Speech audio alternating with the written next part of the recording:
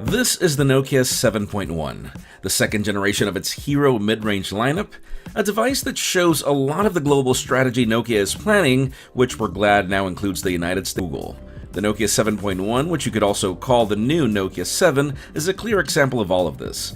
This is actually designed to be a compact phone that's easy to handle.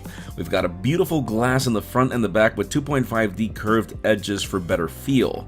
It's matched by one piece of aluminum with a die-cast metal core internally to enhance durability. The CNC machine chamfers provide two colors that serve the purpose of making it seem like jewelry, and which vary depending on the gloss midnight blue or gloss steel option that you pick. There's a 5.84-inch Full HD Plus LCD at 19:9 aspect ratio that looks pretty sharp. Nokia dubs it its pure display, which is not just capable of HDR10, but can actually convert anything into HDR, meaning even games can take benefit of this. Tucked inside, we have the new Qualcomm Snapdragon 636 processor, options for 3 or 4 gigs of RAM depending on the choice of either 32 or 64 gigs of storage respectively, and with support for microSD expansion up to 400 gigs. To match the looks, we have pure Android One running the show. This means stock Android experiences all around, with a very fluid operation regardless of the task. The device will ship with Android Oreo out of the box, but upgrades for Android Pie are slated already for the end of next month. Now, one of the coolest things about this phone is the camera package, mainly because it's really hard to find all this combo in one premium mid-ranger. We start with the fact that we have Zeiss optics, one sensor being of 12 megapixels at f1.8 aperture and 1.28 microns, with a secondary camera of 5 megapixels providing depth information.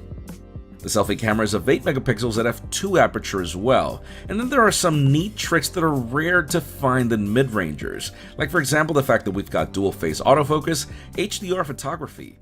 It's by no means a copycat. In fact, it has Nokia's design signature written all over it. An all-glass body with a metal frame built from one piece of aluminum. Now, pause for a second and think about the phone's price tag, $349 here in the US. Then think about the likes of Oppo and Vivo who command this mid-range space, who have not been able to achieve this level of design sophistication at this price point. Nokia says the 7.1 was inspired by jewelry. The phone comes in two colors, steel and blue. The blue model can look black sometimes. They are very well balanced size-wise, they fit great in the hands, and have just the right amount of heft. And because we know it's important to you, we shan't miss it. The phone comes with a dual hybrid nano SIM card slot. One doubles as a micro SD tray with support for up to 400 gigabytes of extra storage. Yes, there's a headphone jack, and Michael Josh approves. There's USB-C on this mid-ranger.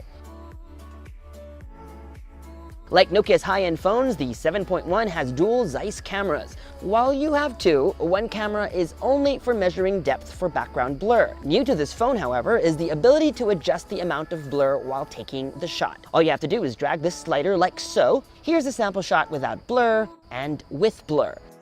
Nokia also says it's improved its autofocus speeds, but we'll need more time to verify if this is true.